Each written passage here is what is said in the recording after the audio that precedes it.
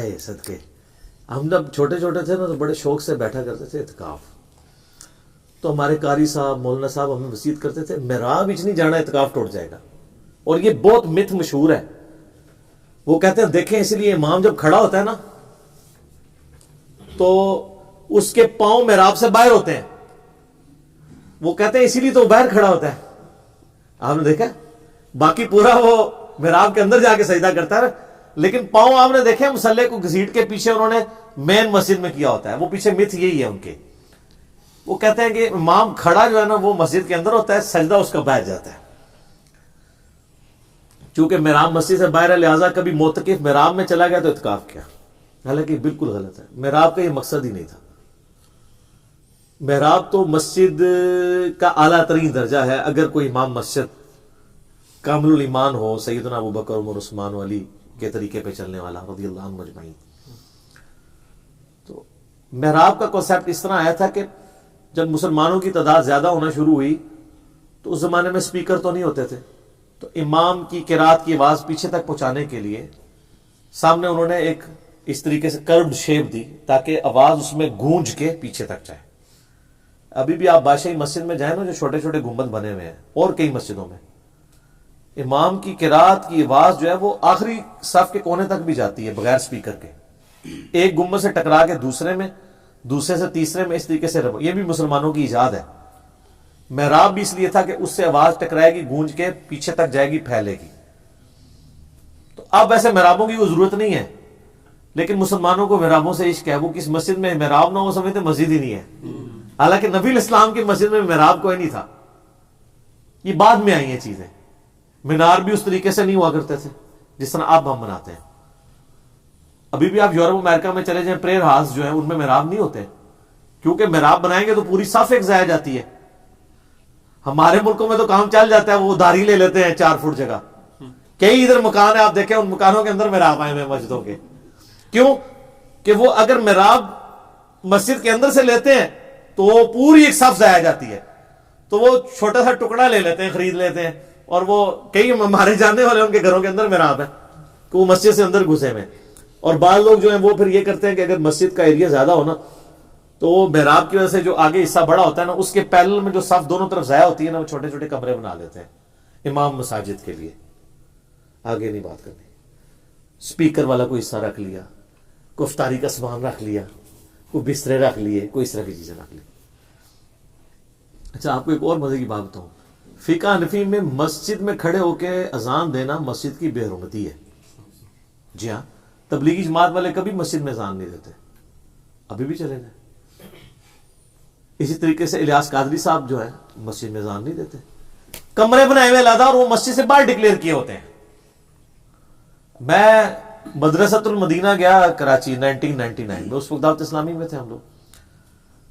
تو کراچی مرکز میں نا آپ کو 6 7ویں صف کے اندر نا ایک چبوترا سا نظر آئے گا جو لکڑی سے انہوں نے گھیرا ہوا ہے ایسے اور بیچ میں ایک کھڑے ہونے کی جگہ بنائی ہوئی ہے. اب ایک بندہ جب نیا مسجد میں انٹر ہوتا ہے کہتا ہے یار یہ کوئی قبر ہے، کوئی مزار ہے مسجد کے اندر، کیا ہے؟ تو وہ آپ کو بتائیں گے کہ جی یہاں یہ اذان دینے کی جگہ ہے. تو وہ سینٹر میں کیوں رکھی ہوئی ہے، آگے کیوں نہیں میرا کے پاس رکھی؟ وہ کہتے ہیں جی جب ہم نے مسجد بنائی تھی تو اس جگہ کو مسجد سے باہر ڈکلیئر کر لیا تھا. تو مسجد کے اندر اذان دینا تو مسجد کی بے حرمتی ہے کیونکہ آواز اونچی کرنا مسجد میں منع ہے. اور یہ مت یہ ہے پیچھے. تو اس کو ہم نے حالانکہ ان کو پتا نہیں ہے کہ اگر وہ مسجد سے باہر بھی ہے تب بھی آواز تو مسجد کے اندر ہی اونچی ہو رہی ہے کیونکہ آواز اس ایریا سے باہر بھی تو جائے گی نا، اس چوکٹے میں تو نہیں رہے گی. انجینئرنگ ہے. اینڈ رزلٹ تو یہ لگتے ہوئے شکار ہی ہے. چاہے آپ سراہنے کی طرف سر رکھے یا پاؤں کی طرف، کمر تو درمیان میں ہی رہنی ہے. تو یہ مت پیچھے ہوتی ہے، اس کی وجہ سے وہ سمجھتے ہیں اعتکاف ٹوٹ جاتا ہے. لیکن فقہ حنفی کی کتابوں میں ایسا نہیں ہے کہ بھی اعتکاف ٹوٹ جائے گا. دعوت اسلامی والے بہت عرصے تک کہتے تھے جی اعتکاف ٹوٹ جائے گا، آپ وضو خانے پہ بغیر وجہ کے چلے جائیں گے تب بھی ٹوٹ جائے گا، آپ سیڑھی والی جگہ پہ چلے گئے، ٹوائلٹ پہ چلے گئے، ان ساری جگہوں پہ جانے سے اعتکاف ٹوٹ جائے گا. پھر ان کو فتاوی رضویہ شریف کی ایک گمشدہ جلد مل گئی. وہ پرنٹ جب ہو کے آئی تو اس میں اعلیٰ حضرت نے لکھا ہوا تھا فتویٰ کہ جو مسجد کی آؤٹر باؤنڈری ہے نا اس کے اندر جو کچھ ہے وہ مسجد کی کیٹیگری میں فال کرتا ہے، وہاں جانے سے اعتکاف نہیں ٹوٹے گا. اسے کہا جاتا ہے فنائے مسجد، یہ فقہ کی ٹرم ہے. مسجد ہے سجدہ گاہ کی جگہ، جتنے حصے پہ صفیں بچھی ہوئی ہیں جہاں آپ جوتیاں اتار کے جاتے ہیں آج کے ماڈرن دور میں، اس کے ساتھ جتنا ایڈجسٹنٹ ایریا ہے نا، جوتیاں اتارنے کی جگہ، وضو خانہ، ٹوائلٹ، پارکنگ ایریا، مدرسہ، اور نیچے کرائے پہ دی ہوئی دکانیں، یہ ساری فنائے مسجد ہے۔ فنائے مسجد یعنی فنا فی المسجد ہوئی ہوئی ہے، مسجد کے ساتھ جڑی ہوئی، فنا فی شیخ ہوتا ہے نا، مسجد کے لیے فنا ہوئی ہوئی، فنائے مسجد۔ تو اس کے اندر جانے سے اعتکاف نہیں ٹوٹے گا۔ اب شاہ فیصل مسجد کا تو فنائے مسجد بہت بڑا بنتا ہے، نہیں ٹوٹے گا۔ بادشاہی مسجد کا فنائے مسجد تو بہت بڑا بنتا ہے، نہیں ٹوٹے گا۔ عام مسجدوں میں بھی تو، اور فنائے مسجد میں بلا وجہ جانے سے بھی نہیں ٹوٹے گا۔ اب یہ لیٹسٹ ان کا فتویٰ ہے۔ پہلے تو ورنہ یہ تھا، جب ہم جن زمانوں میں اعتکاف کرتے تھے تو انہوں نے مسجد میں نماز پڑھنے والی جگہ والے حصے میں نا انہوں نے واش بیسن لگائے ہوئے تھے منہ دھونے کے لیے، کیونکہ فتویٰ یہ تھا کہ صابن سے اگر چہرہ دھویا تو یہ فالتو کام ہے، 1 سیکنڈ کے لیے بھی فالتو باریں گے تو گیا اعتکاف، ٹوتھ پیسٹ بار کریں تو گیا اعتکاف۔ تو ٹوتھ پیسٹ سب کچھ لوگ اندر کرتے تھے، اب اللہ کا شکر ہے کہ انہوں نے اس سے رجوع کیا اور اعتکاف آسان ہو گیا۔ فنائے مسجد کے اندر ویسے اس سے بھی زیادہ آسان ہے۔ بخاری مسلم میں حدیث ہے، نبی علیہ السلام تو اپنی بیوی سیدہ صفیہ کو گھر تک چھوڑنے آئے تھے اعتکاف میں۔ آپ اپنے گھر بھی آ سکتے ہیں کھانا کھانے کے لیے، ٹوائلٹ یوز کرنے کے لیے، اور ایون جنازہ پڑھنے کے لیے بھی جا سکتے ہیں۔ اگر جامع مسجد نہیں تو کسی دوسری جگہ مسجد میں جمعہ پڑھنے کے لیے بھی جا سکتے ہیں، لیکن کوشش کریں زیادہ سے زیادہ وقت مسجد کے اندر گزاریں۔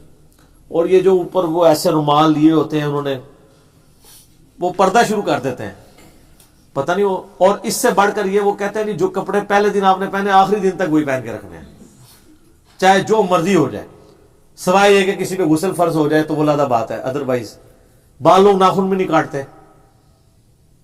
تو یہ بھی غلط ہے۔ آپ روزانہ بھی نہ آ سکتے، ضرور نہ آئے۔ گرمیوں میں یہ تو نہیں کہ وہاں ملانگ مان کے آپ نے بیٹھے رہنا ہے، مسجد تو ستھری جگہ ہے۔ نبی علیہ السلام نے تو بخاری مسلم میں حدیث ہے کہ جو پیاز کھائے ہماری مسجد میں نہ آئے، اور جو وہ ملنگ ہے مسجد میں اس کو بیٹھنے دیں گے نبی علیہ السلام؟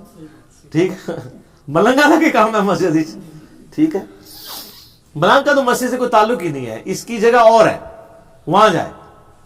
مسجد میں صاف ستھرے لوگ آتے ہیں، مسجد کی صفائی کا اہتمام کرتے ہیں، اور اسی لیے مسجد میں کاروبار کرنے سے منع کیا گیا۔ جامع ترمذی میں حدیث ہے، صحیح مسلم میں حدیث ہے کہ مسجد میں گم شدہ چیز کا اعلان اگر کوئی کرے تو کو اللہ کرے تمہیں چیز نہ ملے، لیکن یہ وہ چیز جو باہر گم ہوئی ہو، جو مسجد کے اندر گم ہوئی بھی چیز ہے نا، اس کا اعلان مسجد میں ہوگا، مسجد میں ہی ہوگا، لیکن سپیکر پہ نہیں، نمازیوں کے اندر۔ تو وہاں جانے سے کوئی اعتکاف نہیں ٹوٹے گا جی۔ مسجد کی چھت بھی مسجد کا حصہ ہے، وہاں جانے سے بھی کوئی اعتکاف نہیں ٹوٹے گا۔ ہر وہ چیز، ایون مسجد سے باہر بھی آپ چلے گئے، اب یہ مسجد نبی شریف میں اور حرمین میں جو لوگ اعتکاف بیٹھے ہوتے ہیں، بعض لوگوں کو وہاں کا کھانا وہ اس طرح پسند نہیں آتا، وہ باہر جا کے ہوٹلوں پہ کھانا کھاتے ہیں، تو اعتکاف تو نہیں ٹوٹتا ان کا، تو جا سکتے ہیں، باہر بھی جا سکتے ہیں آپ، لیکن صرف ضروری طبی حاجت کے لیے، مطلب گپ شپ کرنے کے لیے نہ چلے جائیں۔ اور کئی لوگ ہیں بیٹھے تو مسجد میں ہوتے ہیں، اسمارٹ فون جو ہے ان کی جان نہیں چھوڑ رہا ہوتا، تو وہ ایکچولی باہر ہی بیٹھے ہوئے ہیں۔ ان کا مسجد اندر بیٹھنا یا باہر، بشرطے کہ وہ دین کا کام کر رہے ہیں، پھر تو ٹھیک ہے۔ لیکن اگر وہ اپنی کوئی چیٹنگ چلا رہے ہیں فضول قسم کی، وہ مسجد کے اندر بھی گناہ ہے، باہر بھی گناہ ہی ہے، اگر نامحرم کے ساتھ ہے۔ تو ویسے اگر تھوڑا بہت کوئی گھر کے ساتھ رابطہ رکھنا چاہتا ہے اپنی صحت کے حوالے سے تو کوئی حرج نہیں ہے۔ جب گھر جا سکتے ہیں آپ تو یہ تو چھوٹی چیز ہے کہ گھر کوئی موبائل سے فون کر لے کہ جی میں ٹھیک ہوں، کھانا پہنچ گیا ہے، یا کھانا صحیح نہیں بنا ہوا تھا تو، یا کوئی سویٹ ڈش نہیں پہنچی ہے تو منگوا لیں، کوئی اس طرح کا آپ میسج دے سکتے ہیں۔ اور اگر کوئی کہتا ہے موبائل پہ نہیں دے سکتے تو آپ فزیکلی گھر جا کے دے دیں، تو پھر وہ کہیں گے ہوتے ہی رہو، ٹھیک ہے نا۔ اور جس طرح میں دسے نا، پہلے یہ کہتے ہیں جرابوں میں مسا نہیں ہوتا، جرابوں میں مسا نہیں ہوتا، میں نے مصنف ابن ابی شیبہ سے ثابت کیا کہ خالی پاؤں پہ بھی مسا ہو جاتا ہے۔ وہ کہتے ہیں ادھر جرابہ سے ہو جاتا ہے، پاؤں سے مسا رکھ رہا ہو، ٹھیک ہے نا۔ تو فائدہ ہو جاتا ہے لوگوں کو، جب بڑی ڈوز دی جائے نا وہ چھوٹی ڈوز مارنے کے لیے تیار ہو جاتے ہیں، کہتے ہیں ٹھیک ہے سر جرابہ سے ہو جاتا ہے۔ پہلے کہتے ہیں چمڑے والے موزے ہونے چاہیے، بڑا سمجھایا ان کو بھی، جرابین کی حدیث سے لد ہے، خفین کی لد ہے، نہیں مان رہے تھے۔ تو میں نے اکرمہ تابعی سے ثابت کیا، مصنف ابن ابی شیبہ میں باقاعدہ پورا باب ہے کہ وہ صحابہ اور تابعین جو یعنی پاؤں پہ مسے کے قائل تھے وضو میں، لیکن وہ پاؤں میں مسا اس صورت میں ہوگا اگر پاؤں صاف ستھرے ہوں، مٹی وغیرہ نہ ہو، دھلے ہوئے ہوں، ورنہ ہمارے جو پاؤں ہیں اس میں تو پاؤں دھونا ہی پڑتا ہے.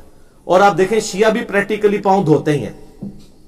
آپ دیکھیں وہ وضو کرنے سے پہلے آگے پاؤں کو صاف کرتے ہیں. آپ کہیں گے جی پاؤں سے وضو شروع کر رہے ہیں، وہ کہتے ہیں وضو نہیں شروع کیا، پاؤں دھوئے ہیں، وضو تو ہم بھی کلی سے ہی شروع کریں گے. تو یہ نیچرلی انہوں نے چاہتے نہ چاہتے ہوئے اس چیز کو ایکسپٹ کر لیا ہوا ہے کہ پاؤں ایسی چیز ہے خالی مسح کرنے سے کام نہیں چلے گا. ہاں اگر دھلے ہوئے صاف ستھرے پاؤں ہوں پھر تو مسح سے کام چل جائے گا. تو اس لیے پاؤں دھونے والا جو معاملہ ہے یہ زیادہ مضبوط ہے. اس حوالے سے زیادہ صحابہ و تابعین کا اسی پہ عمل ہے. میں بھی دھوتا ہی ہوں.